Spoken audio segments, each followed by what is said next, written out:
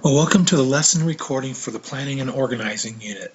And you can see that this is part of week 1, Planning and Organizing. So what I'm going to do will be to go through all the activities that you'll do for the Planning and Organizing unit.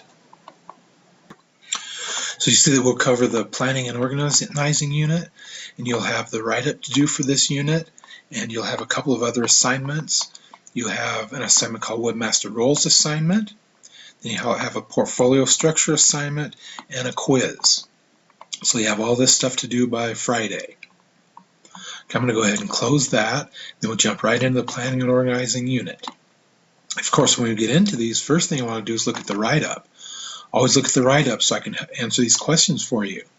Remember on the write-ups, copy and paste all this into word processor. So you'd highlight all of this, paste it into a word processing program.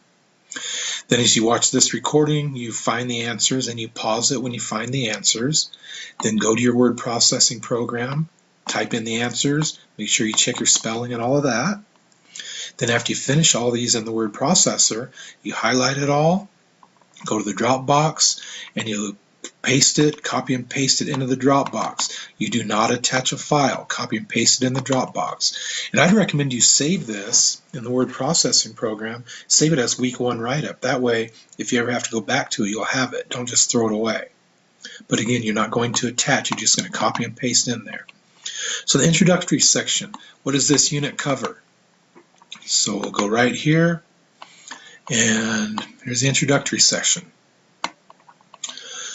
There's an old saying that those who plan to fail or fail to plan, they also plan to fail. So as you're designing anything, you want to make sure you plan it so that you're ready to go. And what this unit covers is the steps involved in planning and organizing a website. That's what this unit covers. Well, actually, 2 things. It covers the role of the webmaster in designing a website and the steps involved in planning and organizing.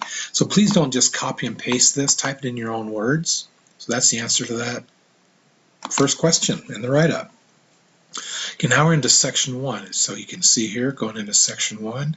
Let's go back to the write-up to see what we had in section 1. So list the 4 things a webmaster may be responsible for. What does HTML stand for? Who invented it? What program will you use? And what is the exact name to do the webmaster role assignment? Okay, so right here in section 1. So now we're going to talk about what a webmaster is.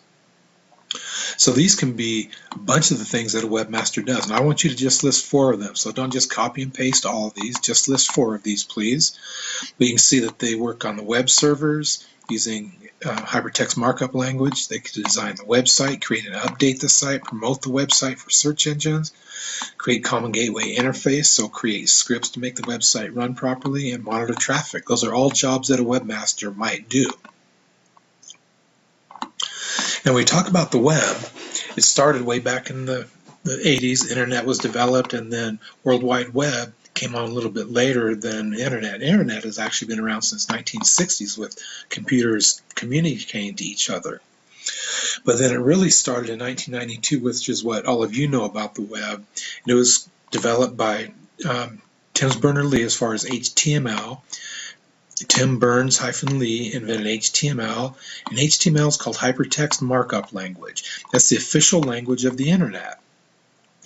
And now I think we're up to like HTML5, but languages have changed. But that's really how it all started, with this information right in here.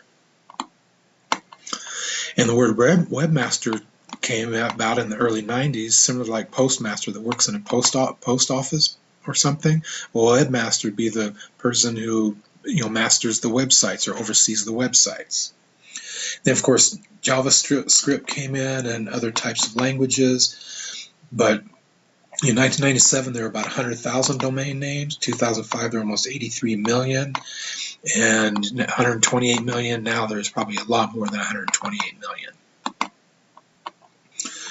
The different, or how much webmaster can make. You can see that webmasters can make, less than 1 year of experience, make upwards of $50,000.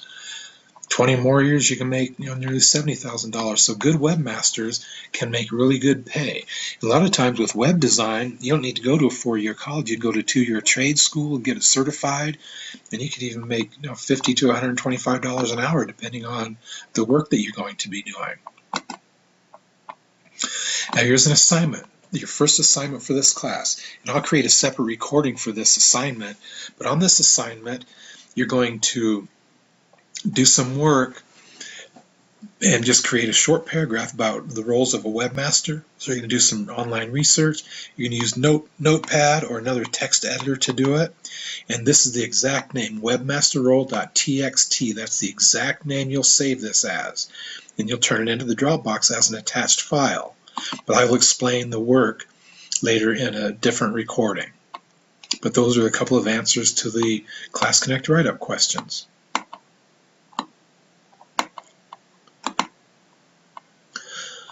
And now we're into section 2, so let's go back to the write-up. So in section 1, we answered all these questions, didn't we? Section 1. Okay, now section 2, list and describe the 3 most common types of websites. What is the name of the first page of almost all websites? So section 2. In section 2, we're going to start talking about, a great website is all about organizing and planning. You organize and plan it, then your website will come out better than if you did not organize and plan it. And updating your website on a regular basis is important. You want to have people come back, so you want to have good information on there. You'll set up goals and purposes for your site. Who do you want to visit your site? How do you hook them to keep coming back if you want them to do that? So you need to think about those things. But there are 3 main types of websites. There's an informational website, a commercial website, and social websites. And you've probably come across all types of these. So those are the 3 types of websites. Here's a little self-check. So see what you can do see what you know about these answers. So try to get those things right.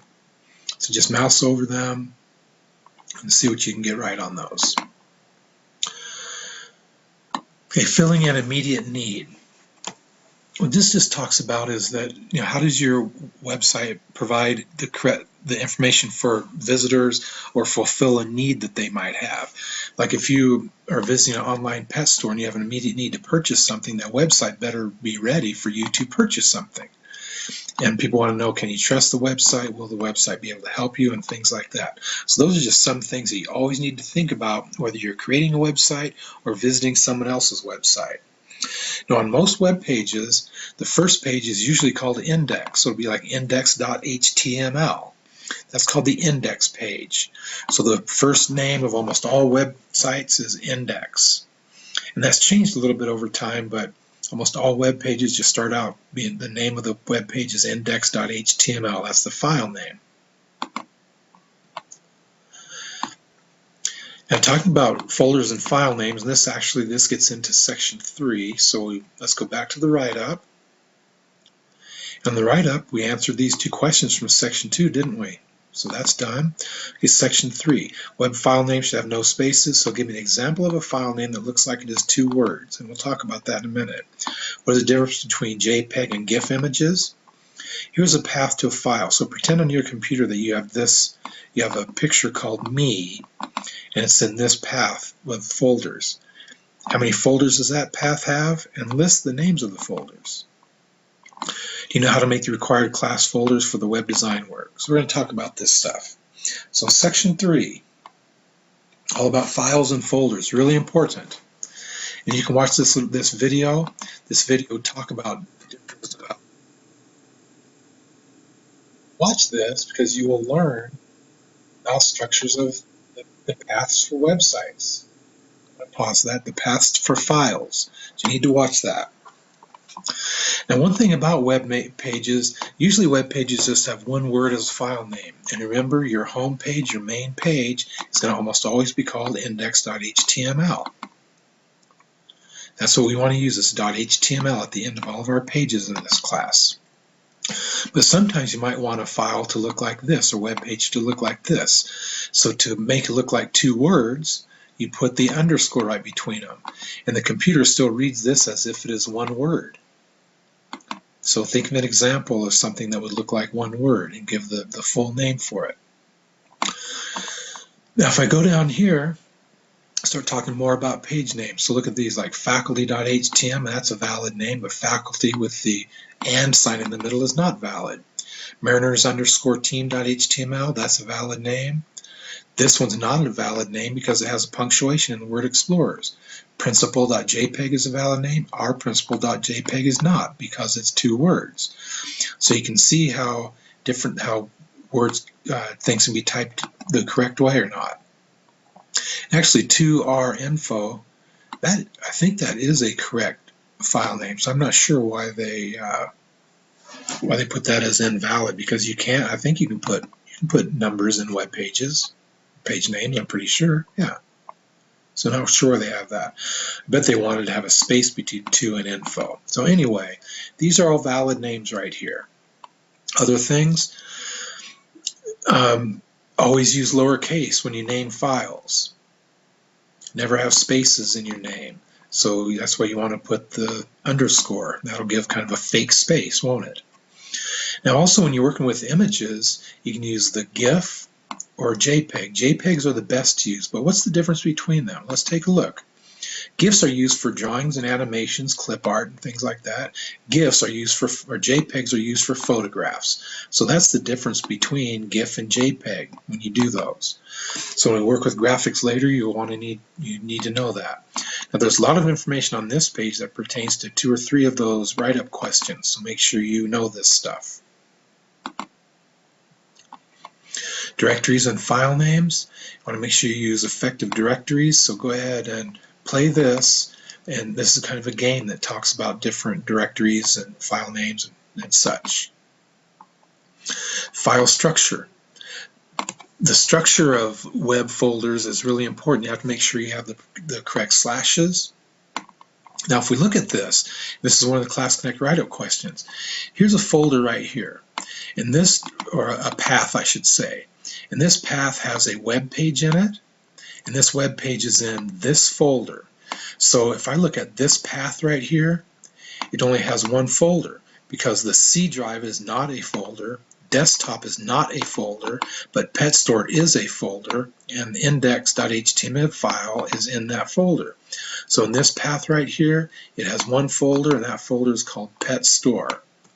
Now you have a Class Connect write-up question that has you look at how many folders are in a path, so you need to see that you know what that means. So the C drive is not a folder, desktop is essentially not a folder, but this is a folder, and then this file is in the folder. So watch this video so you'll learn more computer paths and folders and such. The web file structure. Again, here's another video that talks about it. Some of the things you need to know about paths for folders and files, because we're going to need to make sure that as you do the work in this class that your paths are very accurate. So please make sure you watch these videos about paths.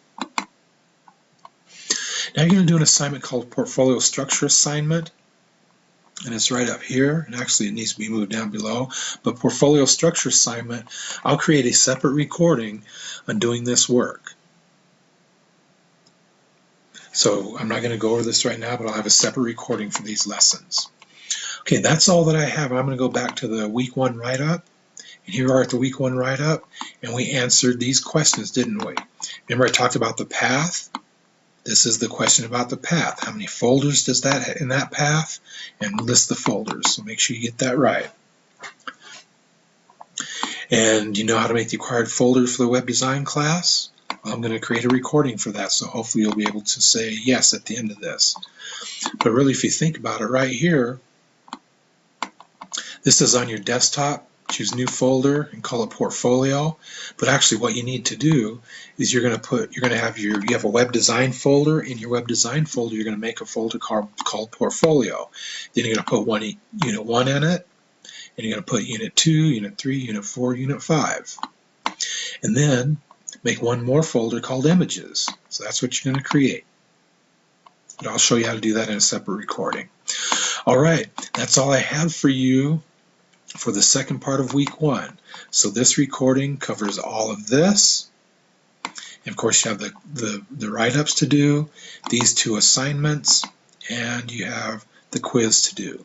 And the quiz preview is right there for you. So that's it. Thanks for watching, everybody. I look forward to your work coming in. Bye.